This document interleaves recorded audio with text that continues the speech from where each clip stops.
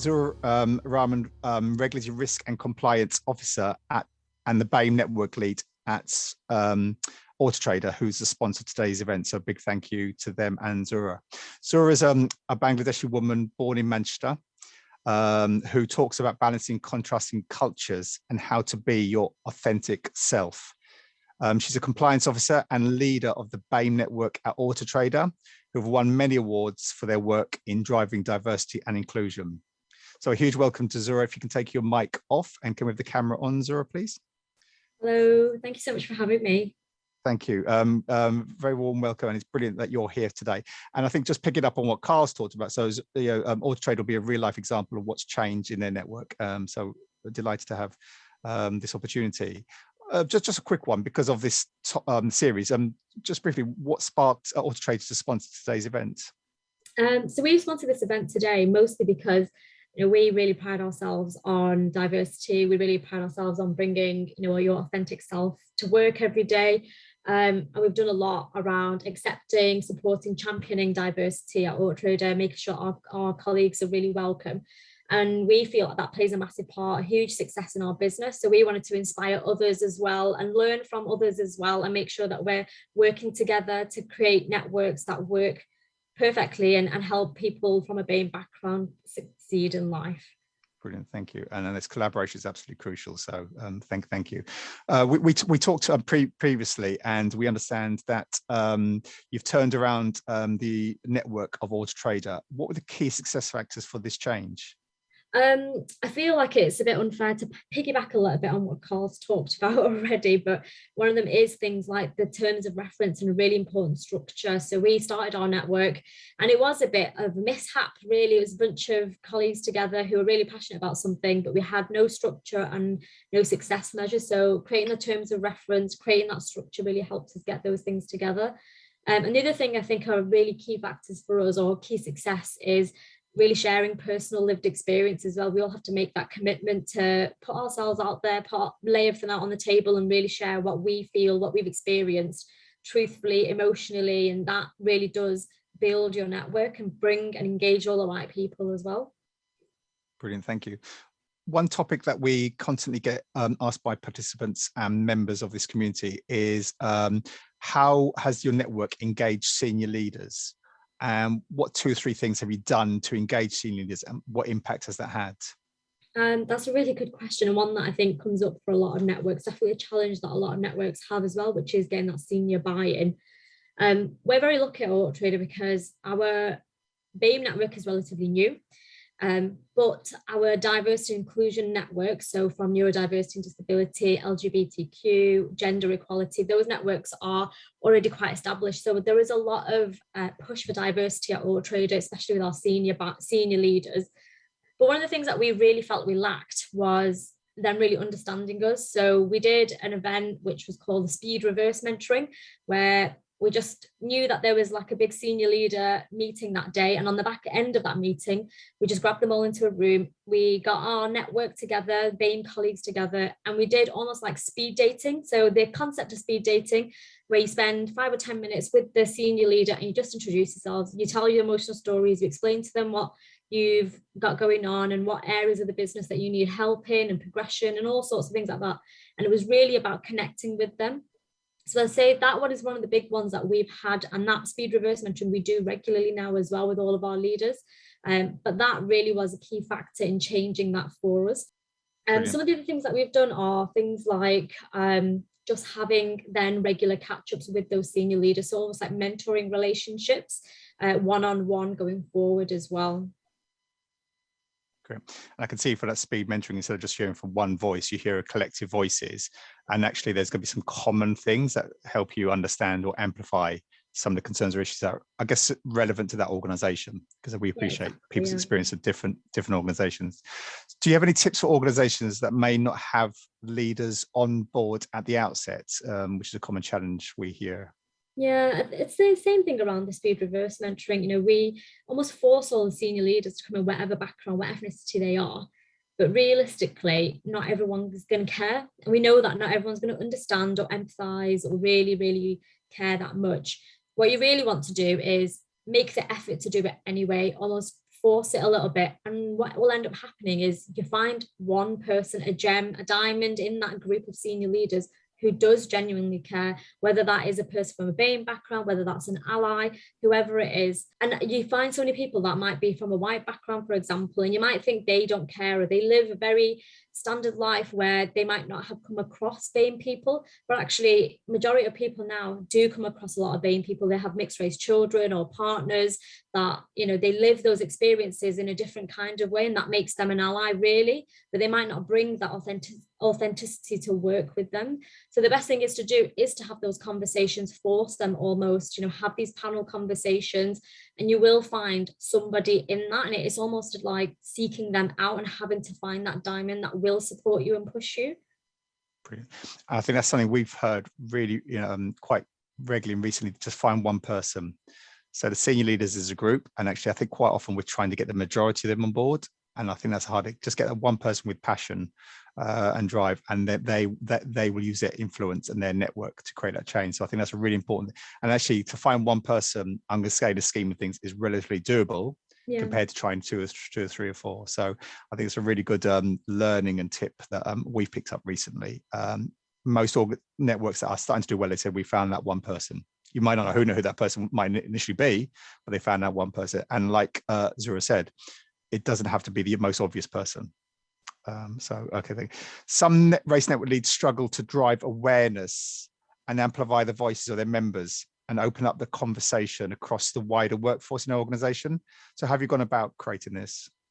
So a couple of things that we've done. One of the first things that we did as a network when we first created it, and there was very, very few people within our network, maybe 4 or 5 at the time, throughout our whole organization, we created just this thing called Zora's Talk, for example, or Rack's Talk, or Nathan's Talk, wherever it was. And we all sat in a room and we opened it up at lunchtime, and we opened the room up for anybody in the business to come along and just have a conversation with us and learn a little bit more about our personal lived experiences.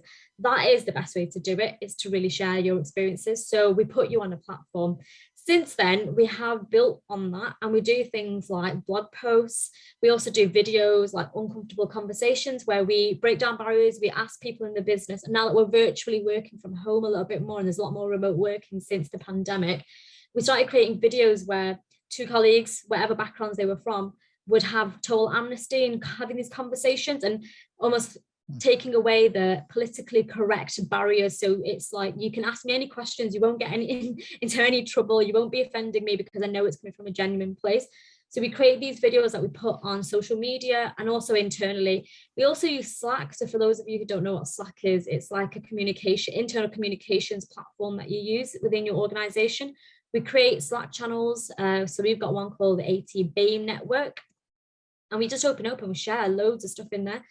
Resources from, podcast articles, and like I said, personal stories as well, personal experiences. A lot of people come from different walks of life, different walks of faiths and religions and cultures, and celebrations are really important to them, or cultural events are happening, and we open it up for people to share their personal experiences, their lived experiences, things that they care about within that Slack channel. And it has to come from you personally, from your network, your individual emotional experiences, in order to share that and amplify your voice yourself. Brilliant. Last 12 months, learning has been a key issue, developing our learning, but actually I think it's far more impactful learning from the methodology you said, and reading a book. I call it quite one-dimensional. Books are really good, but hearing the voices of our people from our own organization, community, locations we're in, and different perspectives, absolutely crucial. With hundreds of members, it can be a challenge to keep them engaged. What have you done to support this, and what has been the impact? The Slack channel, as I mentioned already, that's probably the biggest one, especially, as I said, we're working from home now, so communicating is a little bit more hard as opposed to having those conversations when you're in the office or going for a coffee or anything like that. So the Slack channel is the biggest way to do it. We share, like I said, a lot of things in there, whether it's articles or resources or newspaper articles, podcasts, whatever it is, programs, TV, series that we think are relevant, especially to build empathy for BAME colleagues and BAME people in their lives.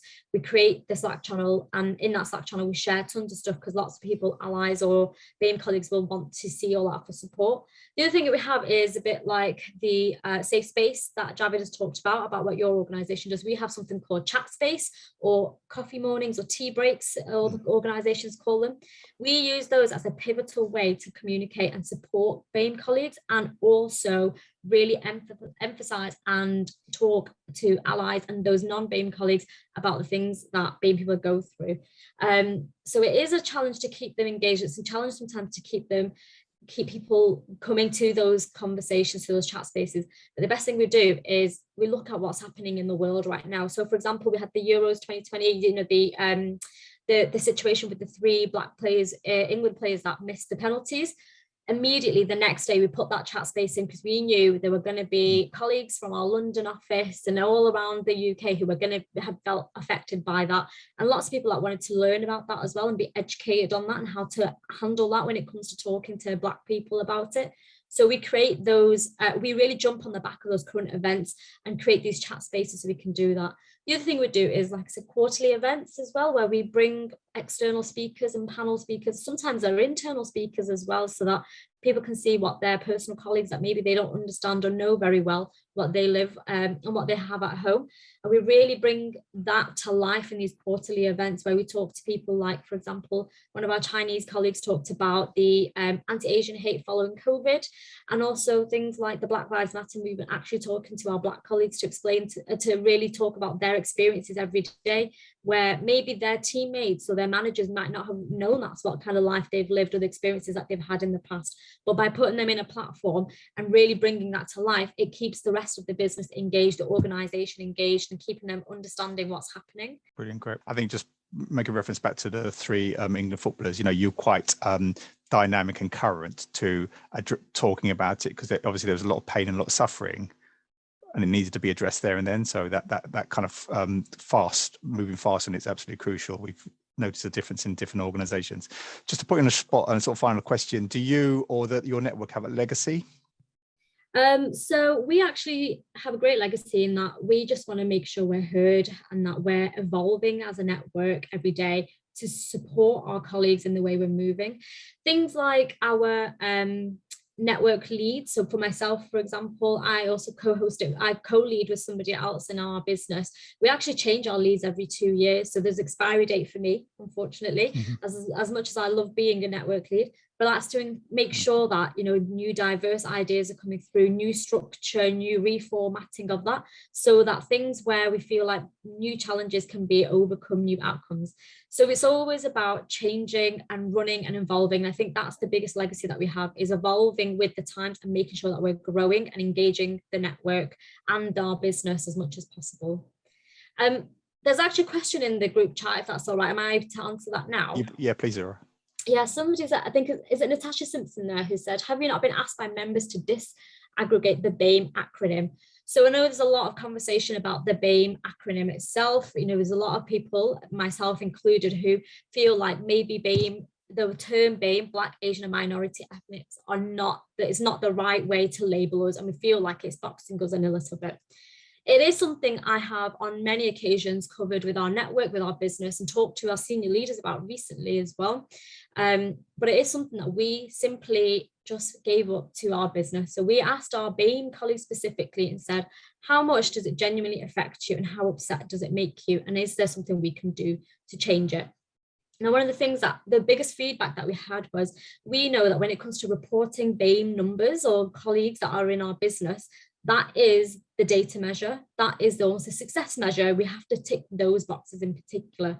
So in the same way, we didn't want to almost undo that BAME acronym, because we didn't want to feel like we were going to get lost in translation or the lines to get blurred either. So we want to make sure that where we are reporting those data measures, we're very, very specifically showing where there are a number of Black, Asian, and minorities in our business, so that they can't say, where we change the acronym, they can't say, actually, there's a lack of people, or there's more people than there actually is. Does that make sense, what I'm trying to say then?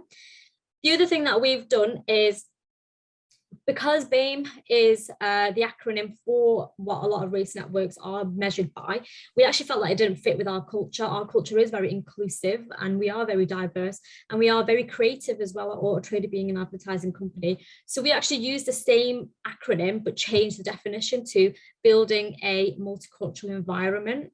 So same word, same letters, but just completely different definition. And that felt like it fit with us a little bit more, and also worked externally as well for those in the industry.